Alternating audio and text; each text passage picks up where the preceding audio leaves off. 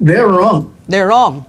Very wrong. Because last week, I think last week I wrote an article about it in my column, and I said na dapat talaga ang presiding officer ay ang Senate President. The Constitution is very clear. The language, hindi ba nakalagay doon ang Senate ang impeachment court? Okay? Ngayon, may pinasok ngayon ang framers of the Constitution na pag ang presidente ang ang tinatraya, oo. kailangan Chief Justice. Correct. Kung ibig sabihin, yun ang exception to the rule. The rule is the Senate President should preside sa lahat ng impeachment cases. Kaya nilagay yun kasi presidente na eh. Pero kung iba, ang Senate President. Pangalawa, tinignan nila yung framers' intent. Ay, klarong-klaro eh. Na talagang dapat ang lahat ng mga impeachment trial, ng lahat ng impeachable officers ay ang Senate President. Oh. Kaya yung ginawa nila kahapon, that's constitutionally infirm. Baka manalipay lahat ng proceedings nila. In other words, in violation of the Constitution. So, ano yun, as Attorney Sa, just in case, no, na you're saying it's infirmed yung ginawa nila, it will have to take somebody to file a case. So maybe Senator Alan again will go to the Supreme Court to ask if that's legal. And if, let's say, two cases, no, two scenarios. If the Supreme Court decides in favor of Senator Alan, then the whole proceeding is wasted. Null and void. Null and Yeah. void. Oh. In fact, kahapon, immediately after the session, kasi nandun ako kahapon, Oo. nagkausap kami ni Senator Alan sa Senator Robin. Yun ang sinabi ko sa kanila. You have to file immediately, question it before the Supreme Court. At, mga pag-aaralan lang ngayong gabi. Diniscuss namin ka. Sabi ko, unang-una, nagtataka ako. Na-shock kaming lahat eh. Kasi, Oo. last week pa pinag-usapan na namin yan. And I was telling Senator Gatchalian na siya dapat, hindi po pa, huwag ka akong pumayag because under the Constitution, madali siya pinaliwanag ko. Tapos gumawa pa ako ng article about it na talagang siya dapat. Tapos meron siyang, nung makausap ko siya, abay talagang he will pray. Nag-aaral na daw siya ng gusto sa protection. Tapos in-announce niya sa flag ceremony na siya na talaga ready na siya. Okay na siya kami lahat nung biglang pumayag siya. Oo. Well, He allowed it to happen. Kasi nag-o-object na si Alan eh. Kasi gusto niya magsalita. He was overruled. Basta ano nangyari dito? Kaya, so the remedies to really bring it to the Supreme Court. Ang kwento, isang senador doon, after the ceremony, may tinawagan sa Malacanang. Ayun. Basta yun ang sabi. Okay. So may marites pa si Attorney Sal. So, yung remedy po dyan, Attorney Sal, tingnan Punta na natin. sila sa Korte Suprema. Sa Korte Suprema. At sana, ang Korte Suprema ay magbigay kaagad ng desisyon. Kasi 92 days lang ang tinitignan nilang impeachment trial eh. Kasi kung sabihin ng hindi, dapat nga si Senate President Win Gatchalian, yung mga nakalipas na mga trial dates, will that be null and void? Or pwede mag-pick up from where they left off? Magkaroon ng substitution?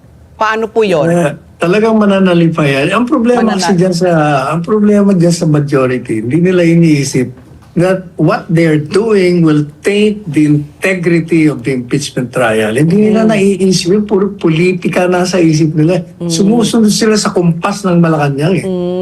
Yan ang problema nila. Okay. Okay, so attorney, notwithstanding the arguments about the legality of having Senator Chis Escudero as the presiding officer, ano po ba yung implikasyon nito, halimbawa sa kaso po ng ating Vice Presidente, kung siya man ngayon ay naging presiding officer, sir?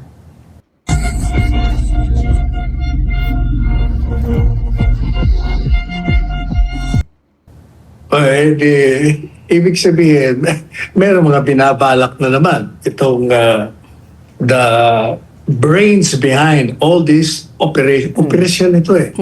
Mulat sa Paul, di ba? Matagal natin pinag-uusapan to. Na ang lahat ng yan, talaga ang ultimate goal tanggalin si Vice Presidente Inday Sara sa panguluhan ng kandidatura niya. Iyan naman talaga eh. Okay. Pero siguro po kasi ang tanong nga po ng mga ordinaryong Pilipino, no, why does it matter kung sino man yung nakaupong presiding judge? Kung talaga naman po na ebidensya po yung pagbabasehan po natin. So ano po yung malaking pagkakaiba na si Senator Cheese, linawin lang po natin, ang ngayon ay presiding officer po? Questionable nga kasi nga, ito nga, tama yung pinupunto ni Senator Alan at saka ni Senator, silang tatlo, in fact tatlo, pati si Senator Robin, silang tatlo ang masigasig kahapon. Oo. Sabi niya, ang kwento is supposed to be in-offer na pala yan kay, in-offer kay Senator Alan maging presiding officer ng impeachment. Ang condition lang, si Escudero, ang Senate President.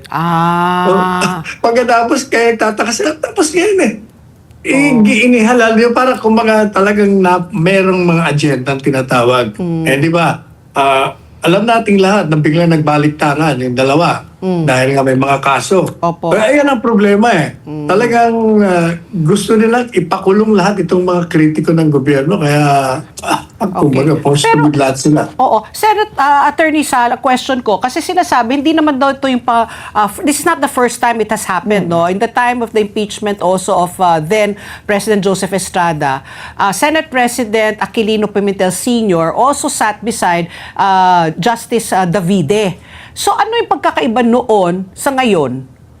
Iba naman. Ano noon po walang noon walang agenda. Ngayon may agenda nga eh. What do you mean walang agenda? Yung agenda may noon agenda is to disqualify this Vice President from running. Oo.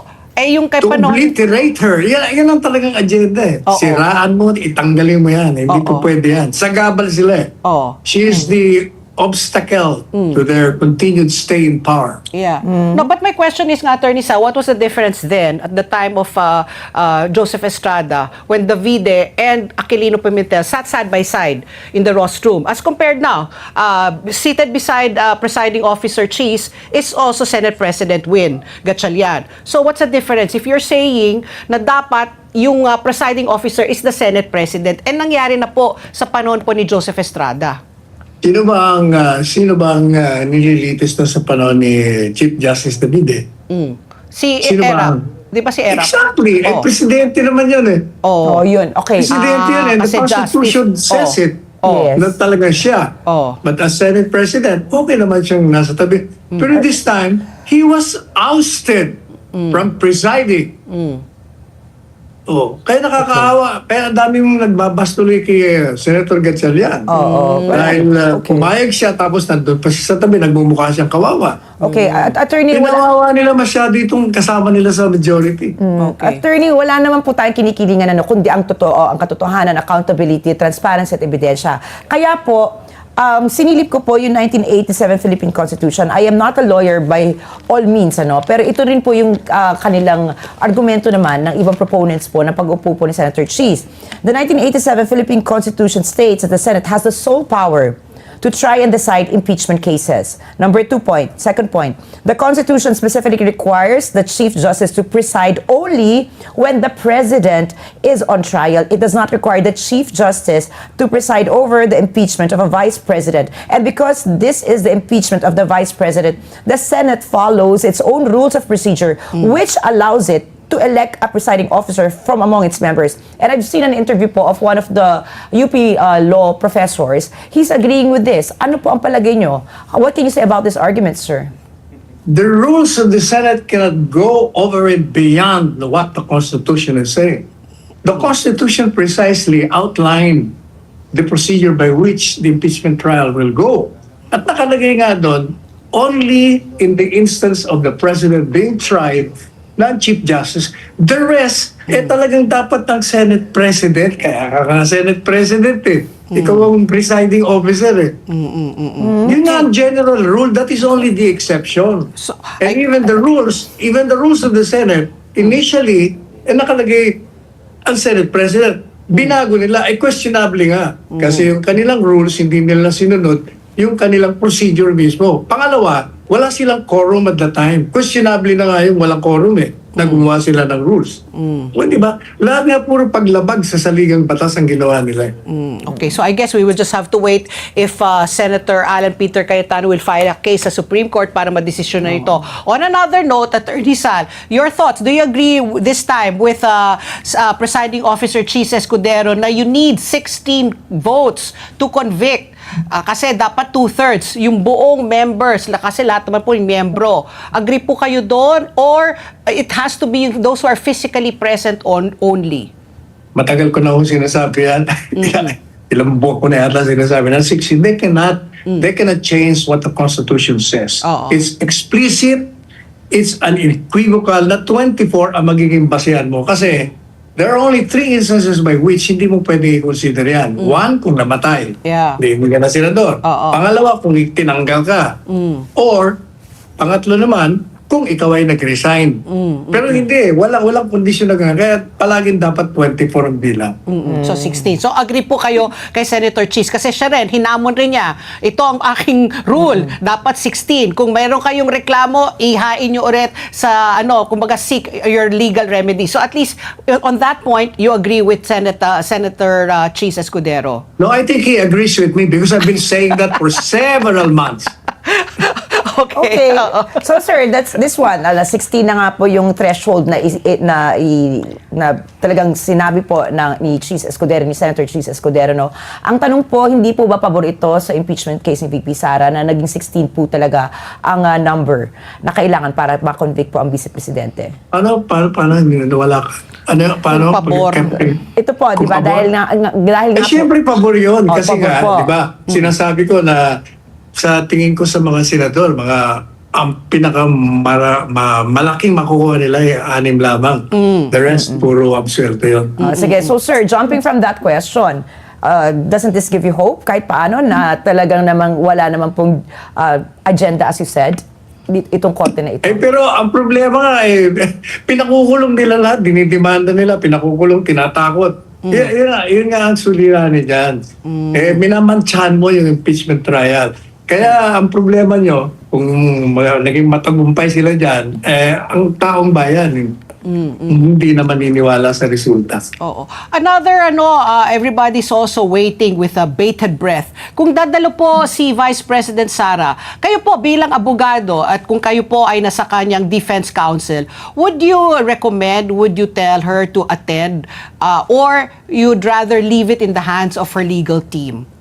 Matagal ko na rin nung sinasabi na hindi siya kailangan umattend kasi hindi naman required. The Constitution does not require it. The rules does not require it. Talagang, unang-una, hindi ba, matagal na rin natin sinasabi, yan namang mga grounds na sinasabi lang, hindi naman totoo, puro gawa-gawa lang yan. So kung ikaw naman ang dinidemanda, ba't ako pupunta dyan? Wala naman silang kaso sa akin. Anong gagawin ko dyan? Hindi ba yan nga sinasabi ng mga abogado niya, bakit hindi namin sinagot? Wala naman kayong mga ultimate facts na inaalis. Paano namin sasagutin yan? In other words, if the accusation is nothing but fabrications, why do you have to respond to it? Kitang-kita na nga. So you will not recommend at all, not even one, just to make one appearance para lang makita siya. Kasi syempre iba rin yung presensya niya 'di ba? Parang rockstar si VP Sara maraming na rin sa kanya So siguro yun iniiwasan niya dahil rockstar siya, baka magulo pa yung mga just to say hi and goodbye magkakagulo na So siguro mo na sila dyan. Ayaan mo na, oo. Attorney, marami pa akong nagtatanong ngayon sa timing, kumbaga, ng pagka-aresto ng po kay Senator Rodante Marcoleta. Do you think due process was followed in the arrest of Senator Marcoleta? Hindi pinag-uusapan yung due process niyan. Pinag-uusapan dyan, yung mga kaya nga yung tinatawag na selective justice nila. Yung mga kritiko, yung mga nag-i-expose ng corruption, yun ang pinakukulong nyo.